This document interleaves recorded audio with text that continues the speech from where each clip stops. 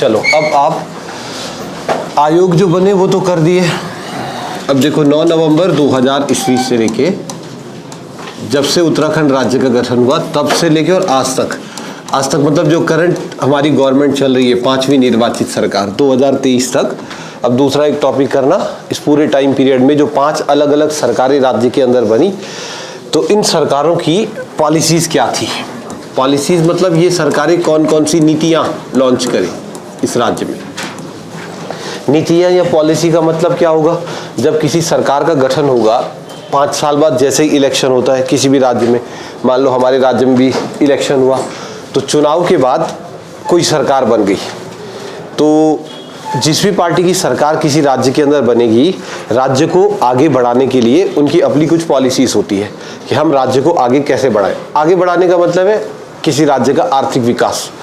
तो हर पार्टी के अपने खुद के एजेंडा होते हैं ना। आपको बेसिकली जैसे पता होगा, भारतीय जनता पार्टी की जैसे ही सरकार बनती है उत्तराखंड में, तो वो इंडस्ट्रियल डेवलपमेंट पर बहुत ज़्यादा फोकस करते हैं। इसका मतलब एक आम आदमी को पता है कि भारतीय जनता पार्टी की सरकार बने किसी राज्य में, तो उनका मेन मकसद होता है इंडस्ट्रियल डेवलपमेंट, उद्योगों का विकास। सरल भाषा में कहे तो हम कहते हैं वो प्राइवेटाइजेशन पर ज़्यादा फोकस करते हैं, चीज़ों को प्राइवेट कर दो, प्राइवेट कर दो।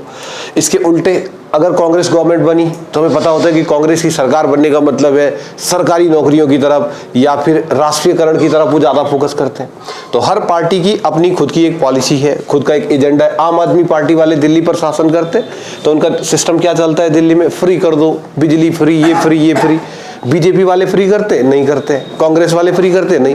तो हर पार्टी की अपनी खुद की एक पॉलिसी है। तो हमारे राज्य में शुरू से लेकर आज तक, जब से उत्तराखंड राज्य का गठन हुआ तब से लेकर आज तक कौन कौन सी सरकार कौन कौन सी पॉलिसी लेकर के आती है। अब आपको ये बात पता है कि सबसे पहले 9 नवंबर 2000 ईस्वी को उत्तराखंड में कोई चुनाव तो हुआ नहीं।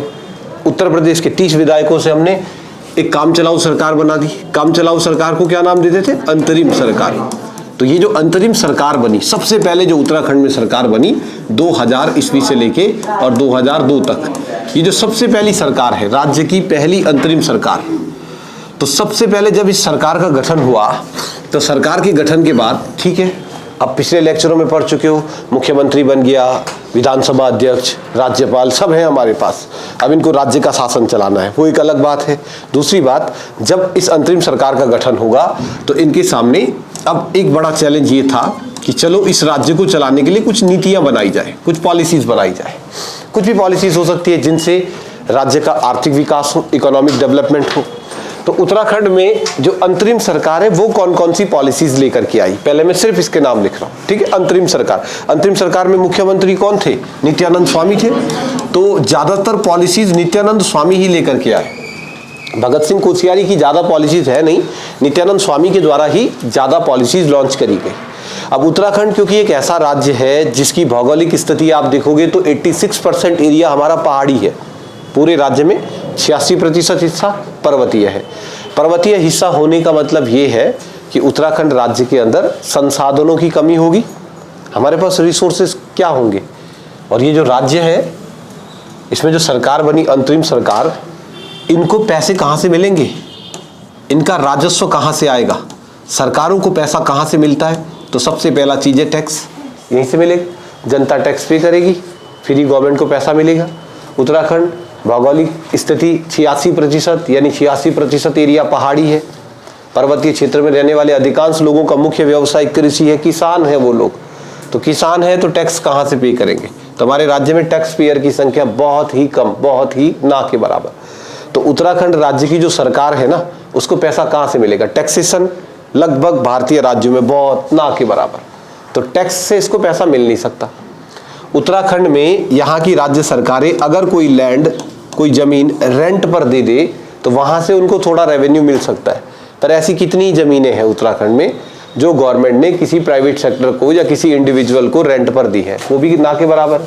सरकार को पैसा कहाँ से मिलेगा। कंपैरिजन करते हैं जिस राज्य से हम अलग हुए, उत्तर प्रदेश।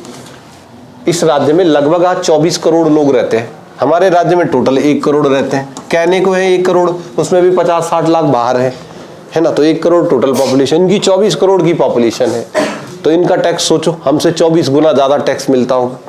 टैक्स के अलावा इनका ट्रांसपोर्टेशन देखो, यूपी में एक दिन में सिर्फ रोडवेज की गाड़ियां कितनी चलती होंगी, फिर उनसे जो किराया आ रहा गवर्नमेंट को जा रहा। रेलवे सोचो कितना ट्रेन चलता होगा यूपी में।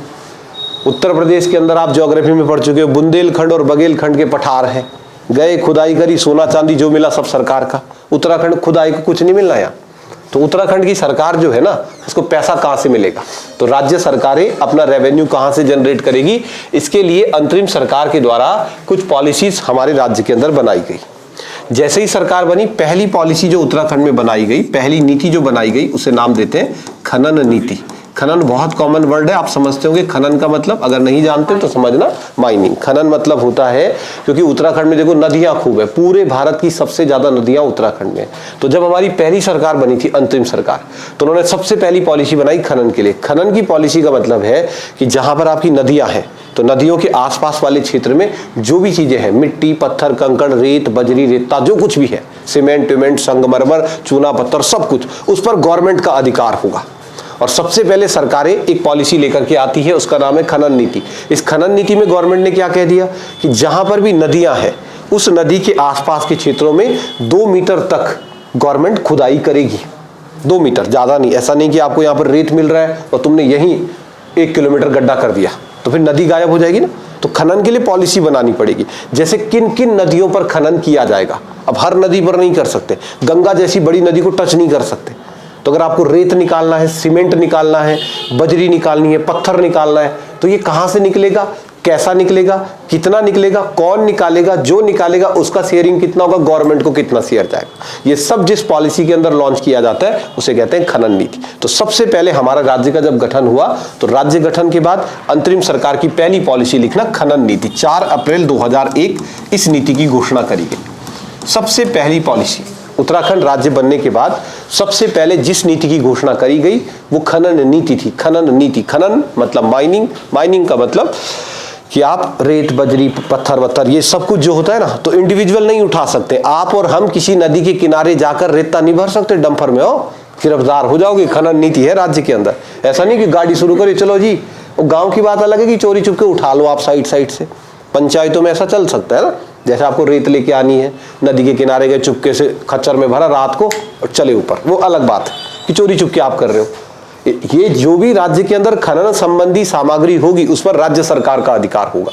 यानी इस राज्य में जितना भी रेत है, जितना भी सीमेंट है, जितना भी संगमरमर है, चाहे वो आपके खेत में क्यों नहीं है, अगर हमारे खेत में रेत उत्पादित हो जाता है ना, तो फिर आपका अधिकार नहीं होगा उस पर। हम अपने खेत में जाकर के, सपोज करो कि मेरा खेत है और अपने खेत में मैं हल लगा रहा हूँ, हल लगाते लगाते मान लो कि हमें सोने का घड़ा मिल जाए अंदर से, तो किसका होगा? सरकार का, आपका नहीं होगा फिर। हाँ, आप चाहे आप अपने घर के अंदर क्यों ना मिल जाए, हम अभी यहाँ पर हम खुदाई कर लें और खुदाई करने पर हमें संपत्ति मिल जाए यहाँ पर कोई, तो फिर ये हमारा नहीं रहेगा, फिर ये गवर्नमेंट का हो जाएगा। ये पॉलिसी बनाई है खनन की नीति। खनन का मतलब क्या होता है? खनना, सरल भाषा में क्या है? खनना। तो उत्खनन से जो कुछ प्राप्त होगा उस पर स्टेट गवर्नमेंट का ही अधिकार होता है। तो उसके लिए वो पहली पॉलिसी लॉन्च किए थे, उसको खनन नीति ये नाम देते हैं। अब इसमें एक बात समझना कि चलो खनन नीति ये लेकर के आ गए 4 अप्रैल 2001 को। तो जब अंतरिम सरकार बनी और अंतरिम सरकार ने हमारे राज्य में खनन नीति लेकर के आए, तो इस पॉलिसी के अंतर्गत इन्होंने क्या किया? चलो खुदाई करो, खुदाई करो, उससे चीजें निकालो। कब आ गई थी ये नीति? 2001 में। 2001 में एक नियम बना कि नदी के आसपास वाले जो क्षेत्र है उन क्षेत्रों में 2 मीटर तक की खुदाई करो। तो आप सोचो 2001 से खुदाई होती जा रही है और अभी 2023 में हम खड़े हैं। तो इतने सालों से 2 मीटर का जो एरिया था ना, उसमें जितना रेत था आप निकाल चुके हो, जितना सीमेंट बजरी था सब निकाल चुके हो। अब इस लिमिट को बढ़ाना पड़ेगा। 2 मीटर तक कब तक रहोगे? तो 2 मीटर में जितना भी खनन सामग्री था वो सबका सब तो निकल चुका है। तो एक टाइम पीरियड के बाद ये जो खनन नीति हम लेकर के आई थी, इसमें बदलाव करना जरूरी था। तो खनन नीति हमारे राज्य की आई थी 4 अप्रैल 2021, लेकिन एक टाइम के बाद 4 अप्रैल 2001, लेकिन जब मुख्यमंत्री बने पुष्कर धामी, तो पुष्कर धामी की सरकार में पहली बार, जब पुष्कर धामी पिछली बार मुख्यमंत्री बने थे, तो उन्होंने कहा कि अभी खनन नीति को बदल देते हैं। हमारी जो मूल पहली खनन नीति थी उसमें नियम ये था कि हम जो है 2 मीटर तक की खुदाई कर सकते हैं। अब एक नई पॉलिसी आ गई जिसमें कहा गया है कि 5 मीटर तक खुदाई करो, क्योंकि 2 मीटर तक का तो मटेरियल आप निकाल चुके हो। तो अगर आपके पास परीक्षा में प्रश्न आता है कि खनन नीति पहली कब आई, तो कहना 4 अप्रैल 2001। और अगर आपके पास प्रश्न आता है कि नई खनन नीति, नई वाली जो खनन नीति है ये कब घोषित हुई, तो ये नई खनन नीति हमारे पास 28 अक्टूबर 2021 को लॉन्च करी गई। ठीक है, नई वाली।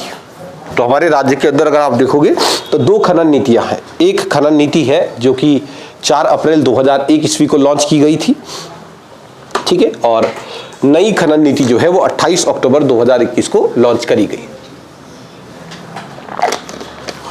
ठीक है। नई खनन नीति, इसकी घोषणा 28 अक्टूबर 2021 को हुई। तो आप धीरे धीरे समझना कि राज्य सरकारों की पॉलिसीज क्या आ रही है। जो सबसे पहली सरकार थी अंतरिम सरकार, अंतरिम सरकार का मानना क्या है कि राज्य का राजस्व बढ़ाने के लिए हमें खनन की पॉलिसी लेकर के आनी होगी, और उसके लिए उन्होंने खनन की नीति बना दी। तो चलो, एक ये चीज है जहां से स्टेट गवर्नमेंट को रेवेन्यू मिलेगा।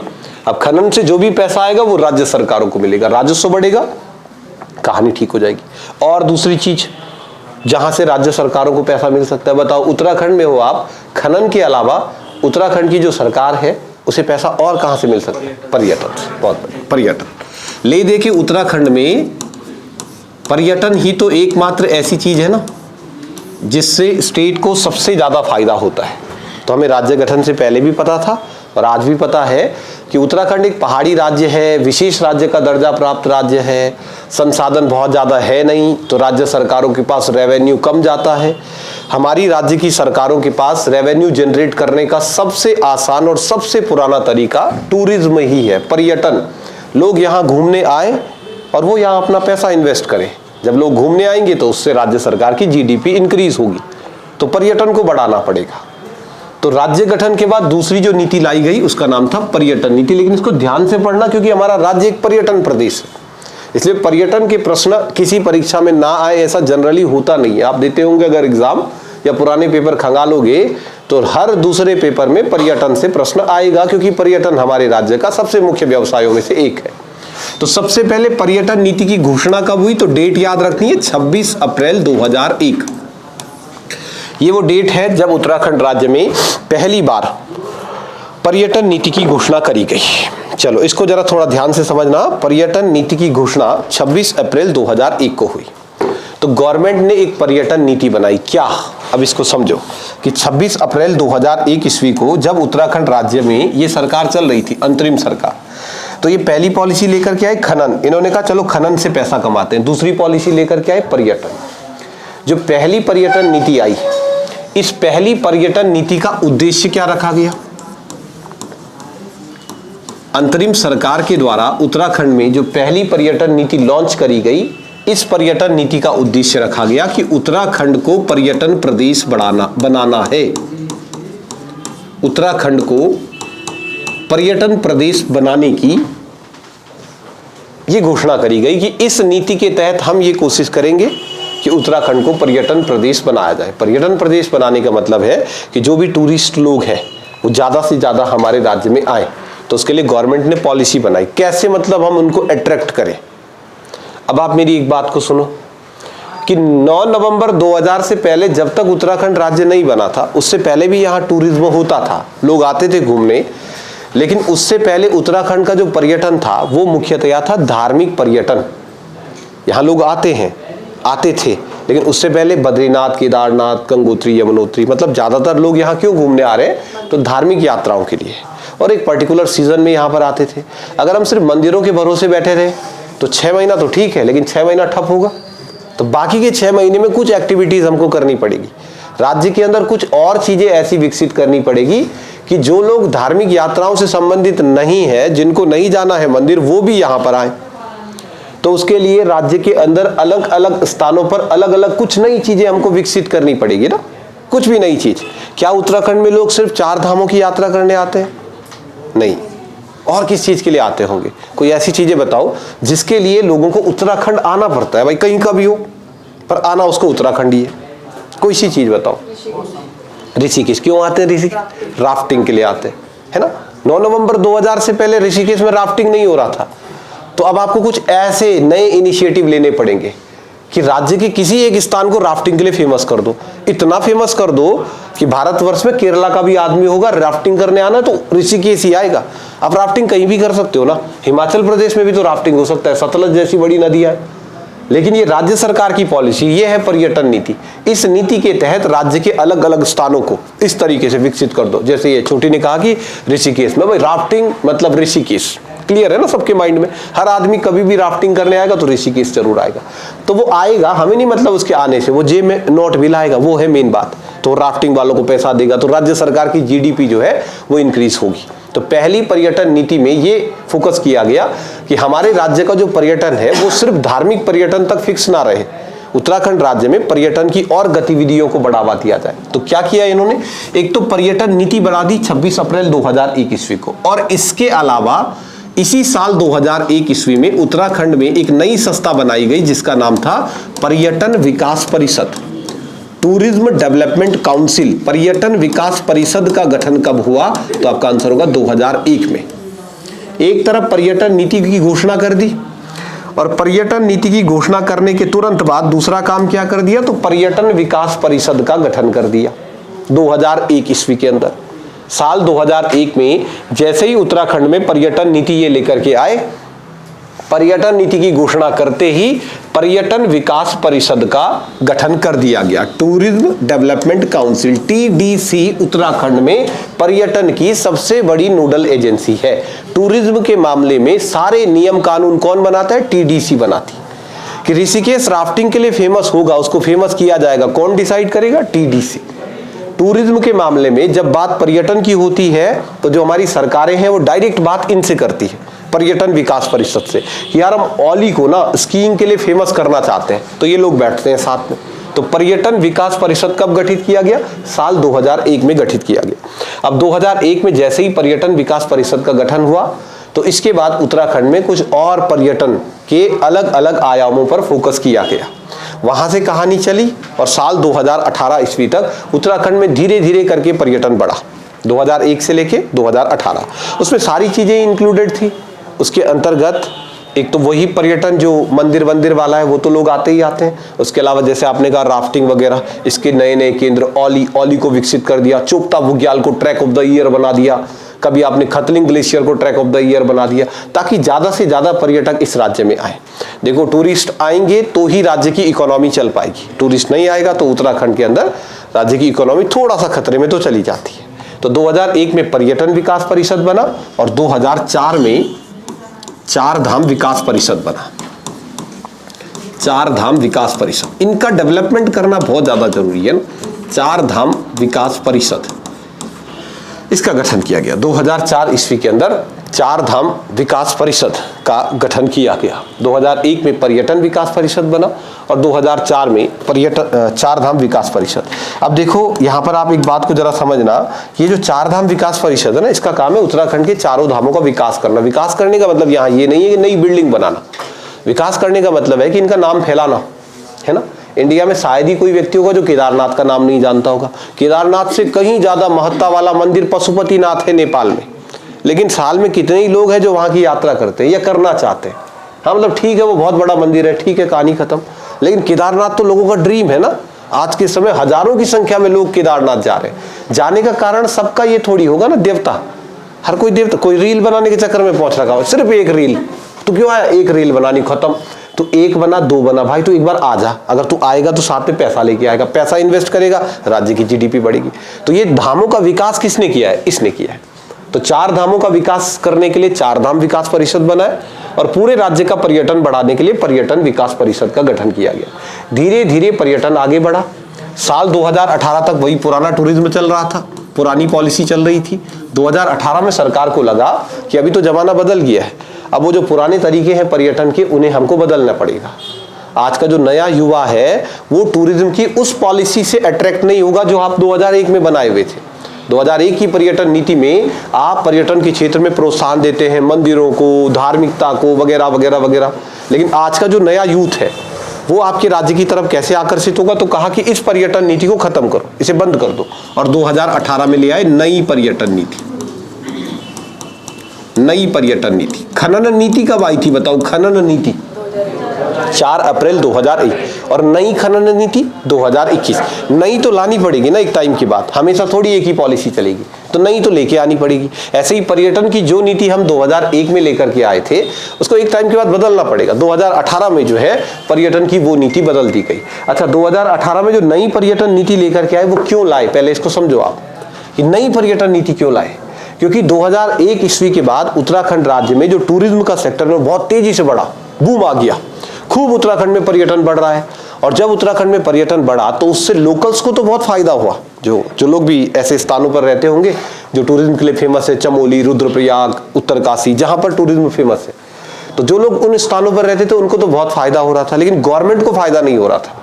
और ऑब्वियस है कि अगर आपका भी गांव, आपका भी घर किसी ऐसे स्थान पर है जहां पर कोई टूरिस्ट प्लेस है, तो सबसे पहला काम जो आप करोगे, बताओ मुझे, आप बद्रीनाथ के पास में रहते हो तो कौन सा बिजनेस है जो आप सबसे पहले और सबसे इजीली करोगे?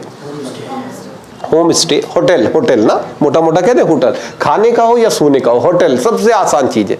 मेरे पास लैंड पड़ी हुई है और उस पर जाकर के मैं घर बना दूं। तो 2001 से 2018 तक उत्तराखंड में होटल इंडस्ट्री बहुत तेजी से बूम हुई।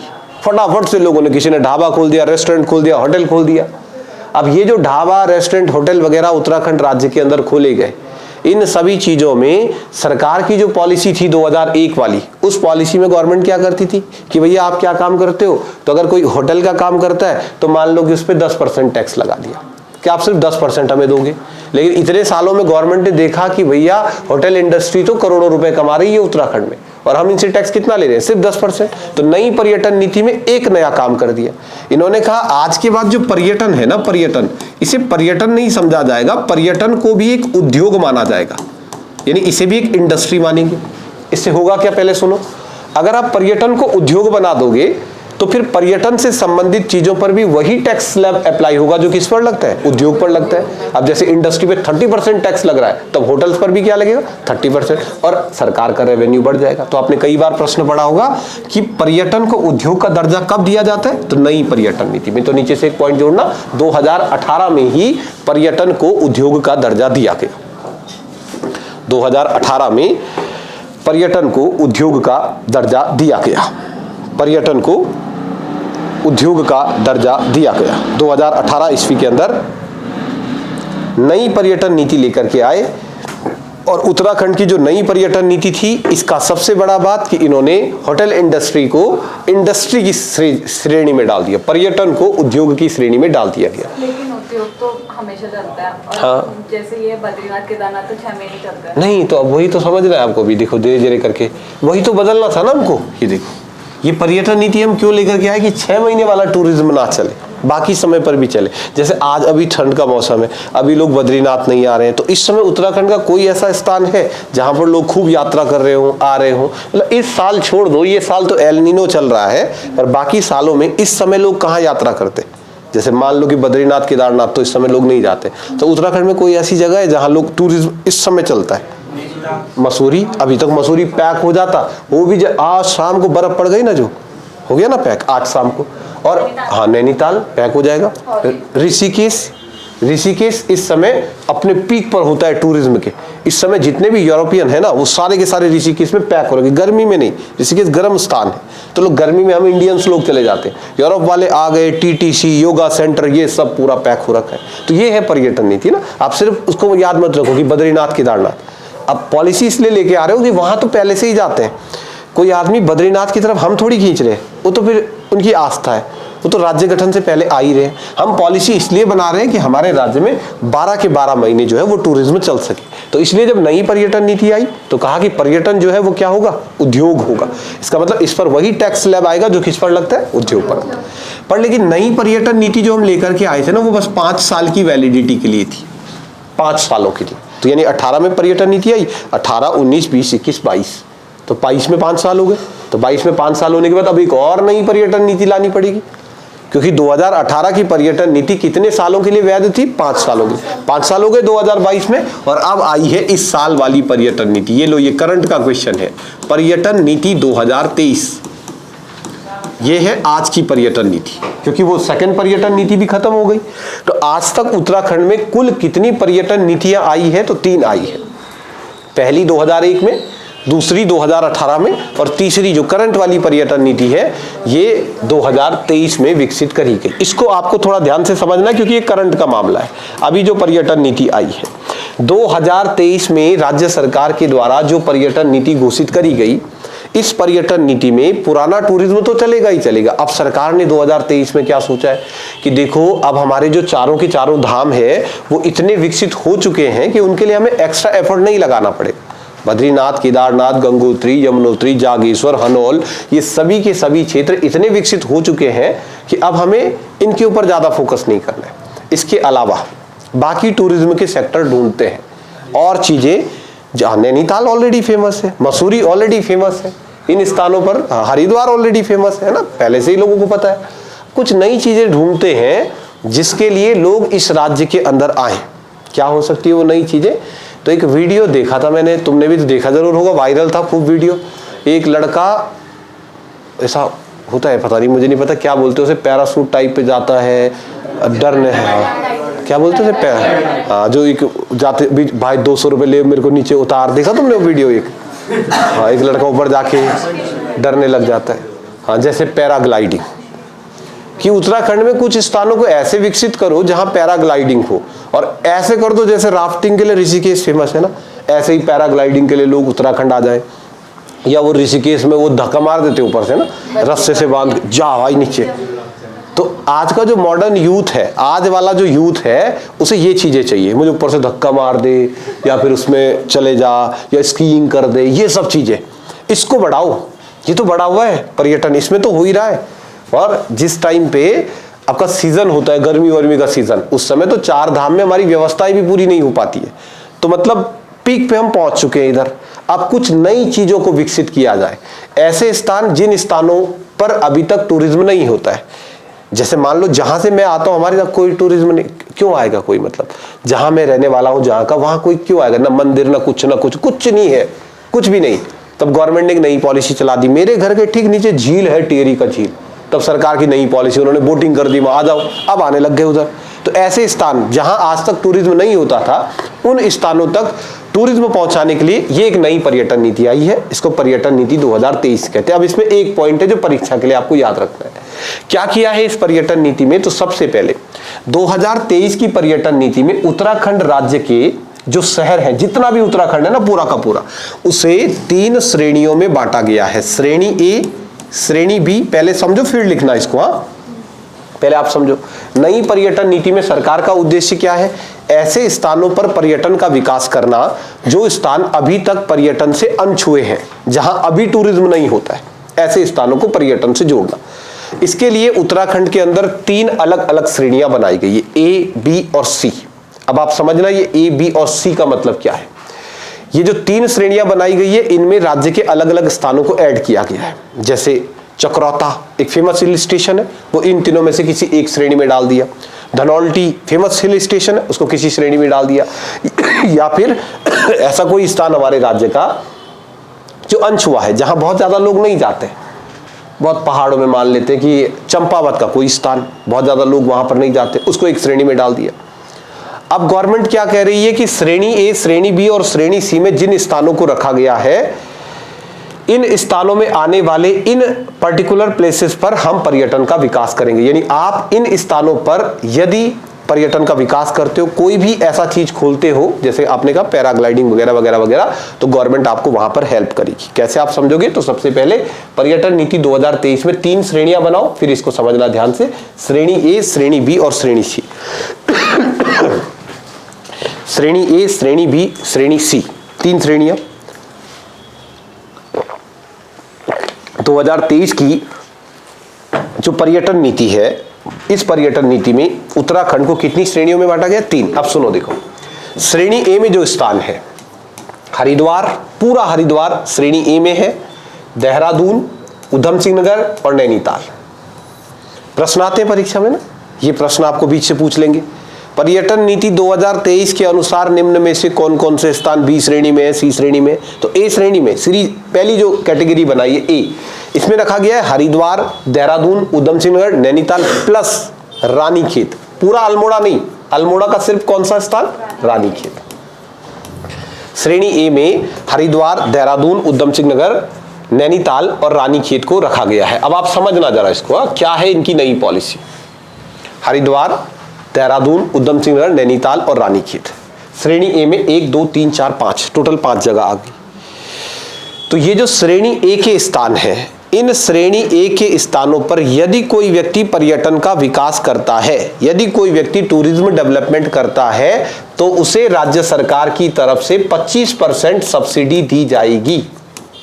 इसका मतलब क्या होता है 25% सब्सिडी दी जाएगी? मतलब हरिद्वार, देहरादून, उधम सिंह नगर, नैनीताल, रानीखेत, इन स्थानों पर यदि आप पर्यटन से संबंधित कुछ भी स्टार्ट करते हो तो राज्य सरकार आपको 25% सब्सिडी प्रोवाइड करवाएगी। जैसे आप एक होटल खोल रहे हो, देहरादून में खोल रहे हो, और आप उस होटल खोलने के लिए 1 लाख रुपया सरकार से या किसी भी बैंक से लोन लेते हो, तो 1 लाख रुपया जो पॉलिसी आई पर्यटन को लेके। अब 2 मिनट पर्यटन पर दिमाग लगा के देखना कि हमारे पास वन लाइनर क्या क्या क्वेश्चन बनते हैं, जो पुरानी परीक्षाओं में भी आए हैं, आगे भी बनते रहते हैं। पहला सिंपल है क्वेश्चन, आपको दिख रहा है कि पर्यटन नीति की घोषणा। ठीक है, एक तो बात ये याद रखनी है, अपने दिमाग में बैठा हो कि 3 पर्यटन नीतियां आई है। पहली पर्यटन नीति कब आई थी? 2001 में। दूसरी कब आई थी? 2018। और तीसरी कब आई है? तो 3 आई है पर्यटन नीति। पहली पर्यटन नीति में क्या हुआ है? पर्यटन विकास परिषद का गठन हुआ है। अभी कुछ दिन पहले एक पेपर कोई हुआ आसपास में ही, तो उन्होंने वहां पर प्रश्न एक पूछा था लगभग ऐसा ही कि उत्तराखंड में पर्यटन क्षेत्र की सबसे बड़ी नोडल एजेंसी बताओ, और वहां 3-4 नाम लिखे हुए थे। परसों जो पेपर हुआ है, कौन सा पेपर था? अभी वीडियो का पेपर। हाँ, आप वो पेपर निकालोगे तो मिल जाएगा, वहां अलग अलग नाम घुमा के दे रखे। पर्यटन विकास निगम, पर्यटन विकास निगम कोई चीज ही नहीं है हमारे पास, उसमें पर्यटन विकास निगम तो कुछ है ही नहीं।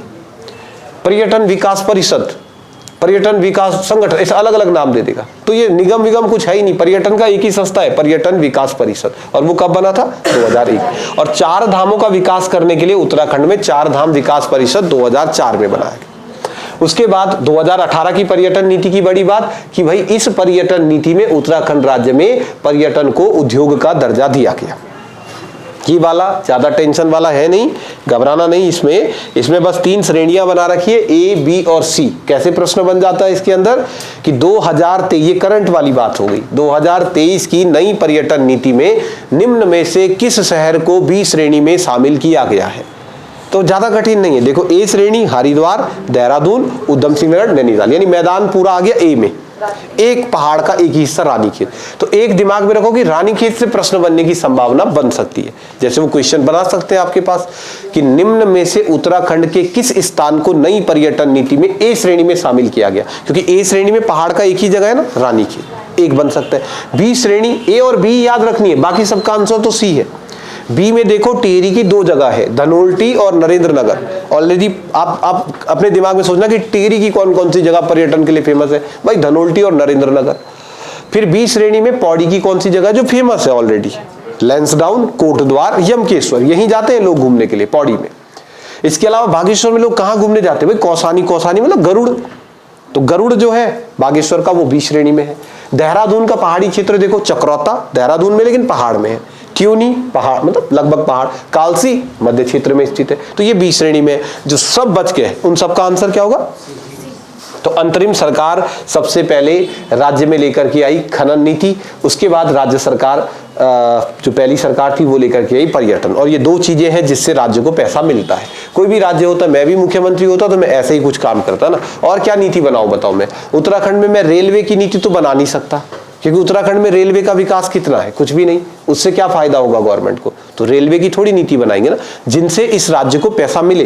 खनन से मिलता है उसकी पॉलिसी बना दी, पर्यटन से मिलता है उसकी पॉलिसी बना दी। अब जब हमारी ये सरकार बनी थी, ये पॉइंट आप समझना कि जब उत्तराखंड में अंतरिम सरकार का गठन हुआ था, बिल्कुल नया नया राज्य था। तो जिस तीसरी चीज के बारे में राज्य सरकार के अंदर सोचा गया और बहुत अच्छे प्रश्न वहां से बनते हैं, वो है उत्तराखंड राज्य का इंडस्ट्रियल डेवलपमेंट, औद्योगिक विकास। तो इसके लिए तीसरी नीति जो लॉन्च करी गई उसे कहते हैं औद्योगिक नीति, इंडस्ट्रियल पॉलिसी। जब उत्तराखंड में अंतरिम सरकार बनी तो हमारे राज्य के बनते ही पहली सरकार के माइंड में पहला प्रश्न ये आया कि उत्तराखंड राज्य का इंडस्ट्रियल डेवलपमेंट किया जाए। और ये जरूरी है किसी भी राज्य के लिए ना, क्योंकि जब हमारा राज्य बना था तब इस राज्य में इंडस्ट्री की हालत बहुत अच्छी थी नहीं, फैक्ट्रियां नहीं थी, उद्योग धंधे नहीं थे उत्तराखंड में। और अगर आपको औद्योगिक विकास करना है, ये तो आप समझ रहे हैं ना, सबका गवर्नमेंट जॉब लगना पॉसिबल है नहीं, सब थोड़ी लगेंगे सरकारी नौकरी। और जो ना लगेंगे फिर वो क्या करेंगे? जो ना लगे तो वो क्या करें? तो उसके लिए उद्योग तो होने चाहिए, इंडस्ट्री तो होनी चाहिए। अन्य राज्यों की तुलना में उत्तराखंड में उद्योग लगभग ना के बराबर थे, उस समय थे ही नहीं। तो अब राज्य सरकार ने कहा कि भैया सबसे पहले उद्योग धंधों के लिए पॉलिसी बनाओ, इस राज्य में भी उद्योग धंधे लगने चाहिए, फैक्ट्रियां खुलनी चाहिए, तो उसके लिए एक पॉलिसी लेकर के आए। उस पॉलिसी को बोलते हैं औद्योगिक नीति। यानी उत्तराखंड का औद्योगिक विकास करने के लिए राज्य में औद्योगिक नीति की घोषणा करी गई। आप जानते हैं कब औद्योगिक नीति आई थी? 8 जुलाई 8 जुलाई 2001 ईस्वी को उत्तराखंड में पहली औद्योगिक नीति की घोषणा करी गई, पहली इंडस्ट्रियल पॉलिसी 8 जुलाई 2001 को उत्तराखंड में पहली औद्योगिक नीति 8 जुलाई 2001। मतलब क्या हुआ इसका? तो इसका मतलब 8 जुलाई 2001 उत्तराखंड की सरकार ने एक पॉलिसी बना दी जिसमें वो कह रहे हैं कि हम इस राज्य का औद्योगिक विकास करेंगे। चलो वो तो ठीक है, पर करेंगे कैसे? ये जो सरकार थी, अंतरिम सरकार, इन्होंने कहा ठीक है हम इस राज्य का औद्योगिक विकास करेंगे, पर करेंगे कैसे? तो इस राज्य में उद्योग धंधे लगाए जाएंगे। उद्योग धंधे लगाना सरकार के बस की बात नहीं है, उनके पास पैसा नहीं होता है। उद्योग धंधे तो उद्योगपति ही लगाएंगे। तो अब जब ये पॉलिसी आई तो इस पॉलिसी के तहत बुलाया गया इन्वेस्टर्स को। इन्वेस्टर्स अंबानी, टाटा, बिरला, आ जाओ जी, हमारा नया राज्य बना है तो हमने इनको बुलाया, सर आओ हमारे राज्य में इंडस्ट्री लगाओ। आपको टाटा की फैक्ट्री लगानी है, लगाओ, किधर भी लगाओ।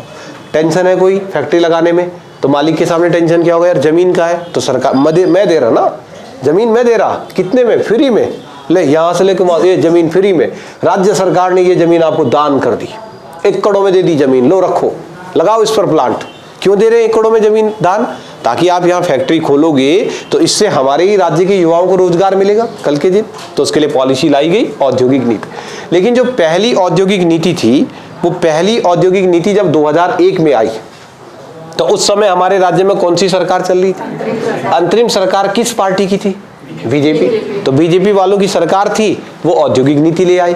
लेकिन 2002 में चुनाव हो गए राज्य में, और 2002 में जब चुनाव हुआ तो चुनाव होते ही अब सरकार बनी कांग्रेस की, पहले बीजेपी था, तो वो ये पॉलिसी ले आए। अब कांग्रेस की जब सरकार बनी, नारायण दत्त तिवारी सीएम बने, तो कांग्रेस की सरकार में ऑब्वियस है नई सरकार आएगी तो पुरानी सरकार की पॉलिसी को खत्म कर देगी। तो जैसे ही कांग्रेस सरकार आई तो उन्होंने कहा नहीं, ये पॉलिसी ये ठीक नहीं है, बेकार है बोले ये, तो वो नई औद्योगिक नीति ले आए, न्यू इंडस्ट्रियल पॉलिसी, नई औद्योगिक नीति।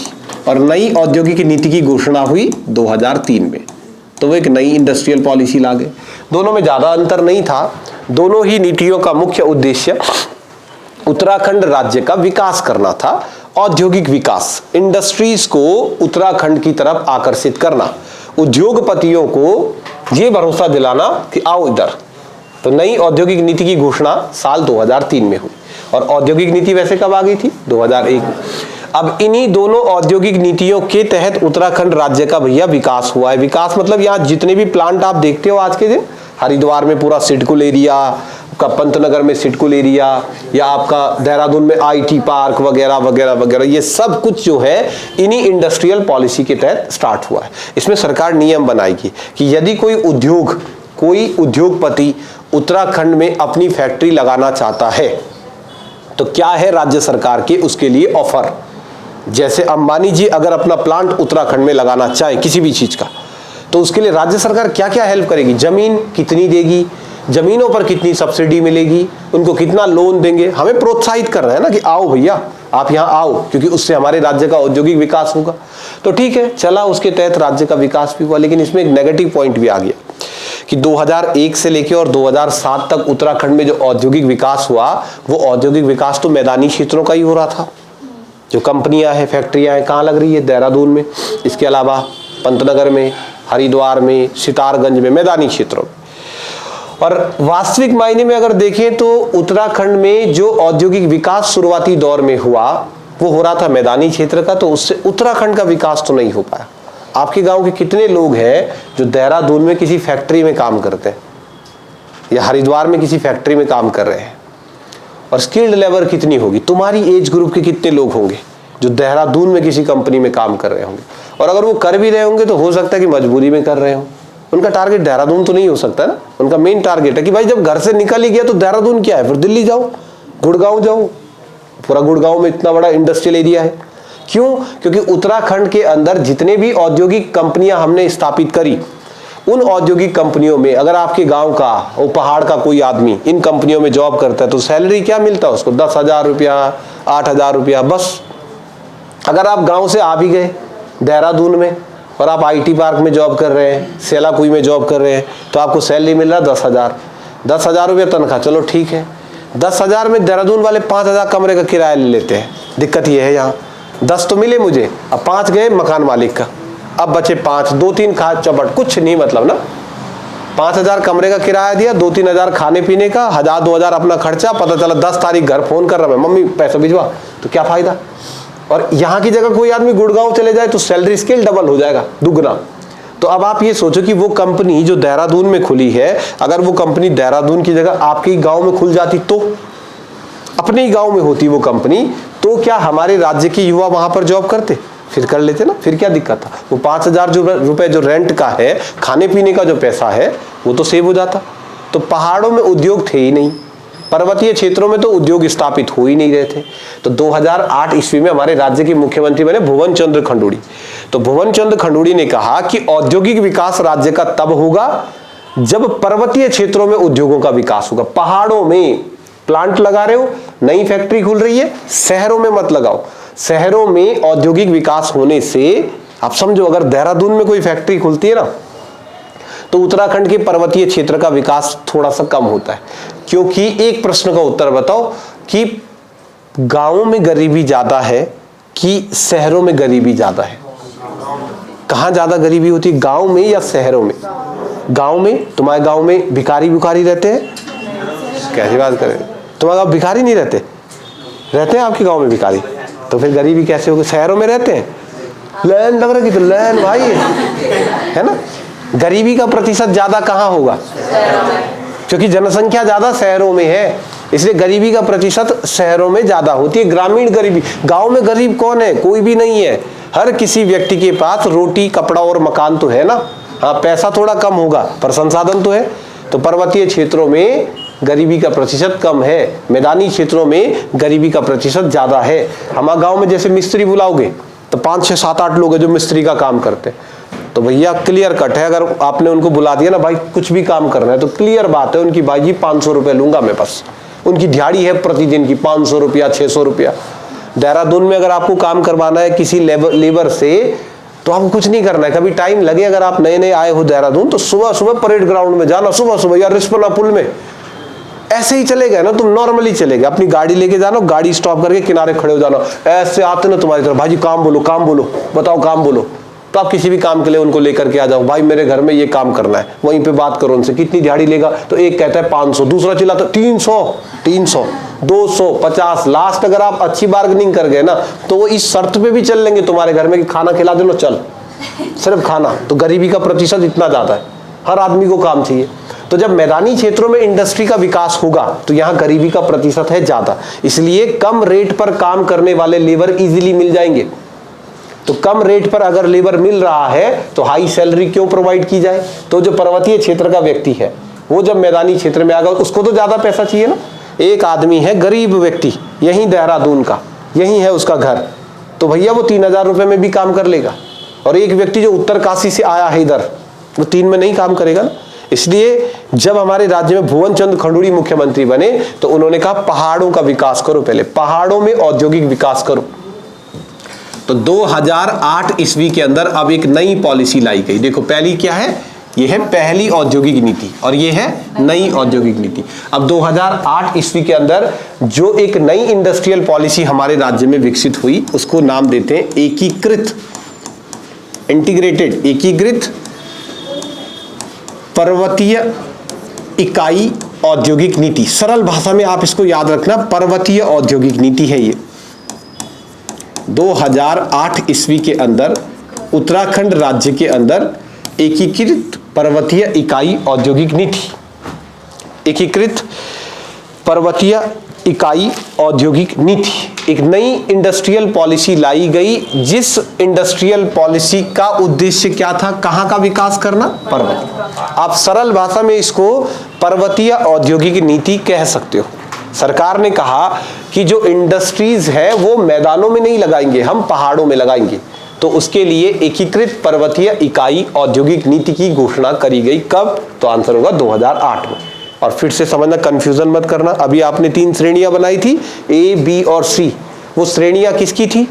पर्यटन की। और अभी पर्यटन नहीं पढ़ रहे हम, अभी क्या पढ़ रहे हैं? उद्योग। तो 2008 में जब एकीकृत पर्वतीय इकाई औद्योगिक नीति की घोषणा हुई, तो इस पॉलिसी के तहत उत्तराखंड के सभी जिलों को उद्योगों की दृष्टि से 4 श्रेणियों में विभाजित किया गया। वहां कितनी श्रेणियां बनी थी? 3।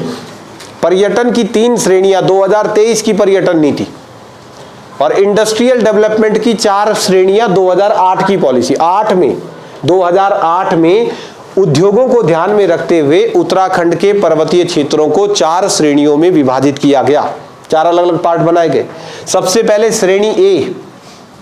श्रेणी ए में सारे पहाड़ के स्थान भर दो। उत्तरकाशी, चमोली, पिथौरागढ़, चंपावत, बागेश्वर, और बोलो ना, पौड़ी पूरा पहाड़ नहीं है ना। उत्तरकाशी, चमोली, पिथौरागढ़, चंपावत, बागेश्वर, रुद्रप्रयाग, सारा पहाड़ी एरिया ये रख दिया। नहीं, ये नीचे बी श्रेणी में। श्रेणी ए में उत्तरकाशी, चमोली, पिथौरागढ़, चंपावत, बागेश्वर और रुद्रप्रयाग को रखा गया। टिहरी नहीं लोगे ना, ऐसे स्थान जो पर्वतीय है। पर्वतीय टिहरी भी है, हाँ है, जल्दी पहुंच जाते। हमारा घर है टिहरी में, अभी बैठो 7 बजे 10 बजे घर पहुंच जाते। मेरी मम्मी ना जॉब करती है वहाँ गांव में, आंगनबाड़ी में। तो आंगनबाड़ी जॉब का यहीं रहती पड़ी हुई हमेशा, कभी नहीं जाती, कभी कभार जाती है।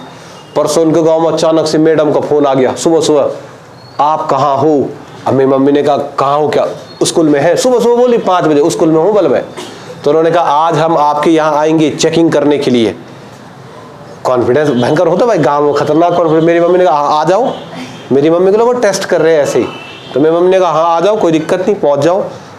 और जब फोन रखा तब मेरी माँ ने ध्यान से सोचा, ये बेटा यहाँ थी देहरादून में। सुबह सुबह 5 बजे मैडम का फोन आ गया कि खेत वेत कहीं मत जाना, घर में ही रहना, जांच होगी, स्कूल चल रहा है ढंग से और मस्त चल रहा वाला, झूठ बोले ना, बढ़िया चल रहा। 5 बजे सुबह सुबह कॉल आ गया, मैडम ने कहा हम आएंगे।